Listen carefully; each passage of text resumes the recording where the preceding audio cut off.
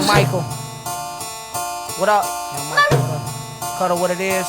Matt, what it is? Spin it. Yep. Whoop. T-Magic. Yeah. Look. I be so high that I can't function. I want donuts, I'm dunking on them. Soaking up the moment. Is he rich like me? Low Chris White tee. These niggas wish they could get like me. So, KO Corner is back. We gotta talk about this Viktor Postol, Lucas Matthysse fight. You know, it was a very good fight. We got to see Postol step up in competition against, you know, the second best 140 pounder. So, you know, Postol showed out. He showed his great jab, you know, jabbing Matthysse once, twice, and even 3 times. You know, keeping him at bay with it. If Lucas Matthysse did close distance, Postol would clinch, and then they would have to, the ref would reset them, and then it's right back to using the jab. Though Postol did clinch, I guess. I wouldn't say. I was about to say a lot. I wouldn't say a lot, but he did clinch. You know, obviously numerous times. And then the ref did his job, was doing his job, warned him. And after that, we got to see a different Postol. We got to see him kind of step up, you know, take his game to another level. That's when he started getting more aggressive, using punch variations, and oh man, it was beautiful. He was using his legs, movement, just confusing the hell out of Lucas Matthysse. You could tell, you could just look at him, he was getting frustrated. Yeah, and Postol was looking for his right hand all night, and you know, he missed it, just barely throughout the whole night. Or if he did hit him, he wasn't getting him flush like that, like he wanted to. And by the end of the fight, he was landing it. He was getting Lucas pretty good. I don't know. I was really impressed. I did think Postol was gonna win. You know, a lot of people are always very impressed by power. If you have a bunch of KOs, then it's, oh my God, this guy is a beast. No one won't be able to beat this dude. Whereas for me, I look at it as, okay, power, what else does he bring to the table? Does he have good defense? Does he have head movement? Does he use his feet to get in and out of range? What does he do besides just, punch niggas in the face or, knock people out or whatever? And, Lucas, he has okay boxing skills. He showed that against, what's his name? Ruslan. And styles make fights. So I felt like in this fight, he wouldn't necessarily be the one to box. He would have to go after Viktor Postol. And we had to see if Postol would be able to take that pressure, be able to take some of his punches, because he ate some punches throughout the fight. It's boxing. You're going to get hit. So he took some punches, chin held up, round after round. And, by those late rounds, Matthysse was looking very frustrated. And you could see from round 1 to the end where the momentum was going. Who was gaining control of the fight. Postol was just too much. He had too much reach, too much boxing skills.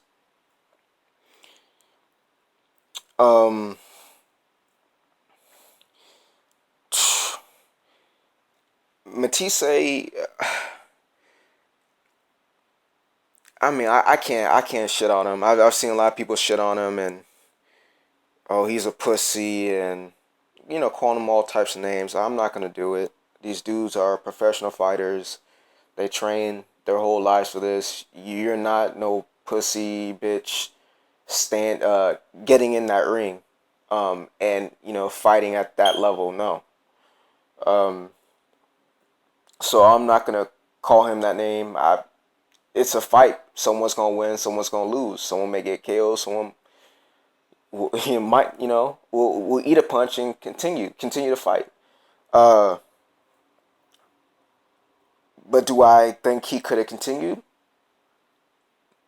Yes, he probably could have continued, but he felt he couldn't continue, and so it was a KO, TKO, and so now he gets to go to move on. That's just one fight. He still has his career. Let's say he's telling the truth and his eye was really messed up.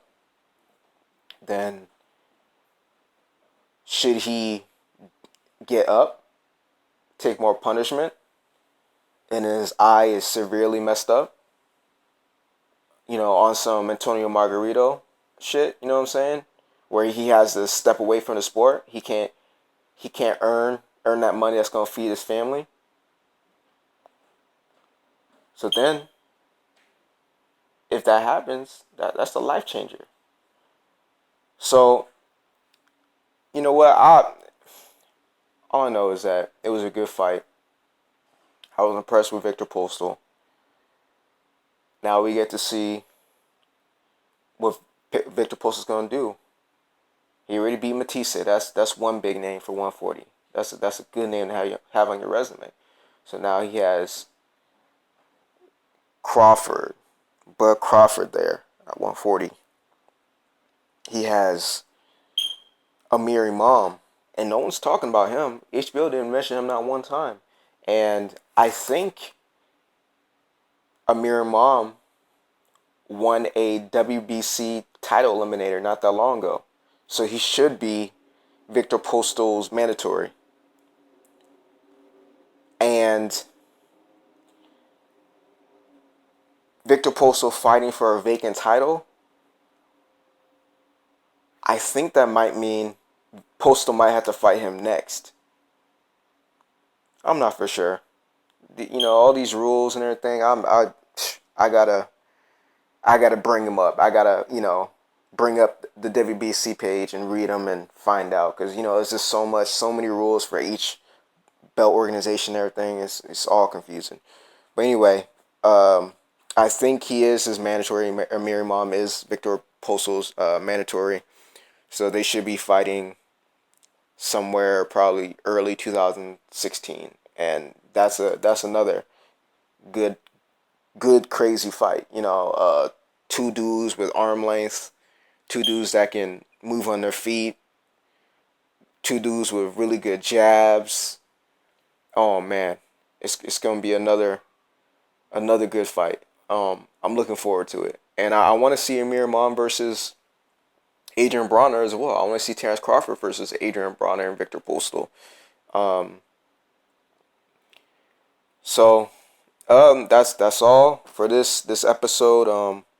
You guys, please comment below, subscribe, all that good stuff.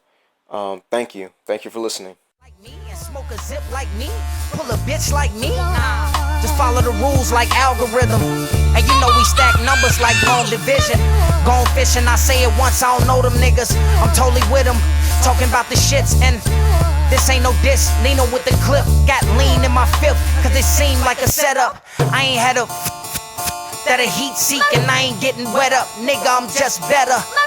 And I shimmy like Jimmy, and I'm robbing no giving. And she slobbing no spitting and taking all of it with her. Kick her out and then she blocked me on Twitter, telling all of my business and still posting my pictures.